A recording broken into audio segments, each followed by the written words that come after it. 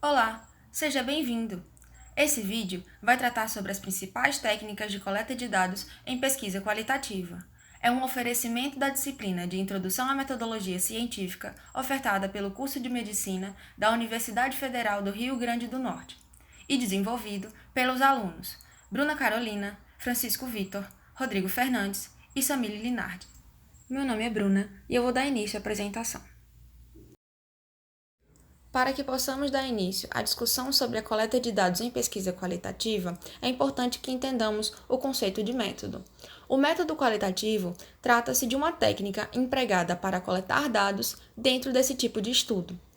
É importante lembrar que a escolha do método qualitativo é baseada em uma estratégia de pesquisa, que é pautada nas decisões a respeito do design da pesquisa e por crenças sobre como o mundo social pode ser estudado. Dentre as principais técnicas de coleta de dados, existem as entrevistas, os grupos focais e os métodos observacionais. Iniciaremos pelas entrevistas. A entrevista é a técnica qualitativa mais comumente usada nos estabelecimentos de atenção à saúde. É uma ferramenta flexível e poderosa que pode revelar muitas áreas novas para a pesquisa. Pode ser utilizada para permitir aos clínicos investigarem questões de pesquisa de relevância imediata para o seu trabalho diário, o que seria difícil investigar de outra maneira. Nela, o pesquisador busca entender o fenômeno de acordo com a perspectiva do entrevistado. O entrevistador não deve impor suas suposições sobre o relato do entrevistado para não gerar interferências. É muito importante também que o entrevistador seja bem treinado para manejar os questionamentos e evitar possíveis problemas durante a entrevista. Apesar da praticidade e da facilidade do emprego desse método, a entrevista conta com alguns desafios. Dentre eles, problemas de comunicação a depender da relação entre o entrevistador e o entrevistado. Esses podem ser devido à raça, à classe social, ao sexo ou mesmo a relações de hierarquia ou grau de proximidade. Além disso, podem ser feitos questionamentos do entrevistado para o entrevistador. E nesse momento, o entrevistador deve ser cuidadoso ao respondê-las, para não gerar vieses na pesquisa. A pesquisa feita pela entrevista demanda tempo considerável para entrevistar todos os participantes. E é possível ocorrer interrupções externas durante esse procedimento, como intervenções de telefone, distrações simultâneas relacionadas a alguém que esteja por perto, ou a ansiedade do entrevistado por estar sob o foco da reunião. O método da entrevista conta com 3 modalidades. A entrevista estruturada, que geralmente está relacionada a um questionário mais rígido, a semi-estruturada, que está relacionada a perguntas mais abertas, e a entrevista em profundidade, que se relaciona a um ou mais assuntos cobertos de forma mais detalhada. A entrevista estruturada faz uso de um questionário estruturado, cujas perguntas têm respostas padronizadas e objetivas. Um exemplo de pergunta que poderia ser utilizada nesse questionário seria: para você, o serviço médico da UBS do seu bairro é excelente, bom, regular ou ruim? Veja, nesse caso, o entrevistado pode escolher dentre 4 opções para definir qual é a qualidade do serviço de saúde da UBS de seu bairro. Ele pode se justificar, sem, no entanto, fugir dessas alternativas. A entrevista estruturada possibilita, então, a quantificação dos dados, sendo ideal para levantamentos sociais ou para identificar questões de relevância imediata. Eu sou Francisco Vitor e vou falar dos demais tipos de entrevista. A entrevista semi-estruturada, assim como a entrevista estruturada, faz uso de perguntas, mas difere a utilizar perguntas abertas. Desse modo, é possível direcionar a entrevista para a área de estudo que se deseja explorar, sem tirar a liberdade de resposta do entrevistado. As perguntas a serem realizadas, portanto, já estarão previamente elaboradas em um roteiro e serão guiadas pelo objetivo do estudo. São realizadas perguntas do tipo: como você avalia a atuação profissional dos médicos na unidade de saúde? Ou, o que você acha que poderia melhorar quanto ao serviço prestado pela unidade de saúde? E apesar de utilizar perguntas como guias, as respostas devem ser livres, devendo o entrevistador interrompê-las apenas em caso de dúvidas.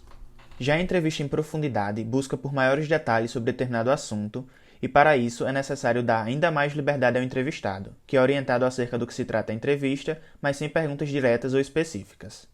Desse modo, as informações são obtidas no desenrolar de uma conversa, que precisará ser guiada pelo entrevistador para que não haja uma completa fuga do assunto inicialmente proposto.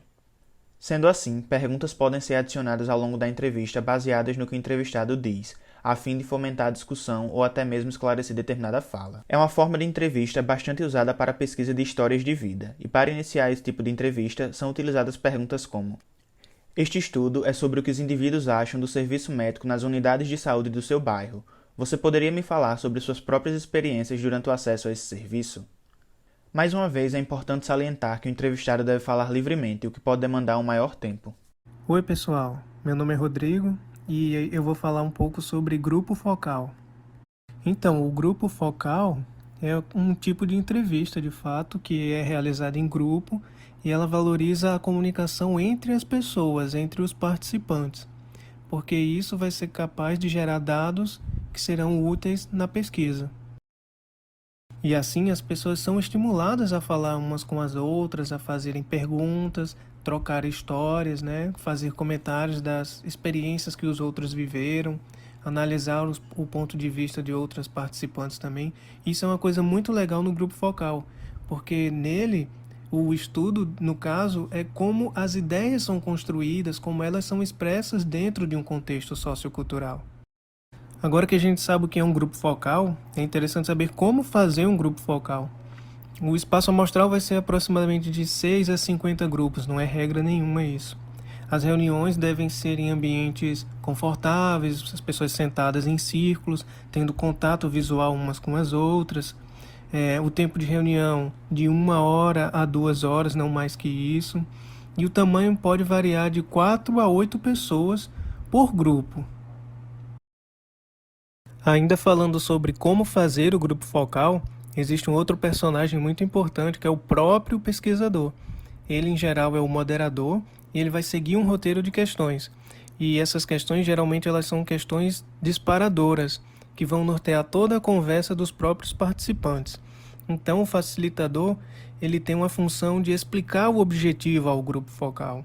Ele também pode encorajar os membros, ele também pode elucidar alguns pontos de vista que podem ocorrer durante a conversa. Mas alguns desafios são encontrados, né, no grupo focal. Por exemplo, a dificuldade de comunicação entre essas pessoas pode existir. Então, o mediador ele tem que saber lidar com isso. A quantidade de informação gerada numa reunião pode ser muito complexa para o próprio entrevistador analisar depois. E outra coisa é que ele não pode generalizar esses dados colhidos. Aqui estão alguns tipos de grupos focais, por exemplo, exploratórios, que eles vão ter o objetivo de gerar hipóteses, teorias, novas ideias. Os vivenciais, que são para analisar as perspectivas, os comportamentos, as maneiras de se expressar. E os clínicos, né, que visam compreender as crenças, os sentimentos e os comportamentos também. Agora, para finalizar esse tópico do grupo focal, eu gostaria de falar de alguns exemplos em que eles podem ser empregados e que a gente buscou na literatura, e eu vou citar alguns aqui para vocês. Por exemplo, identificar e compreender a percepção do agente comunitário de endemias sobre o seu próprio trabalho. Um outro exemplo, compreender quais fatores motivam as pessoas a reduzirem ou até mesmo cessarem alguma coisa. Posso citar como exemplo o uso do tabaco. E ainda posso até complementar. E quais foram as dificuldades enfrentadas durante esse processo? Um outro exemplo que eu posso citar é a análise da percepção de um profissional da saúde e até mesmo os demais membros da equipe multiprofissional sobre as ações desse próprio profissional no cuidado da saúde de algum paciente, seja lá a saúde mental, por exemplo. Por fim, um outro exemplo que eu gostaria de citar seria a capacidade de identificar as questões éticas enfrentadas por algum profissional ao lidar, por exemplo, com um paciente com insuficiência cardíaca avançada. Então, o que eu posso dizer é que o grupo focal ele tem uma capacidade muito grande, principalmente no tocante à formulação de questões mais precisas. Outra coisa que ele é bem importante seria complementar informações sobre algum conhecimento já peculiar, por exemplo, a algum grupo, seja lá em relação às suas crenças, atitudes ou percepções.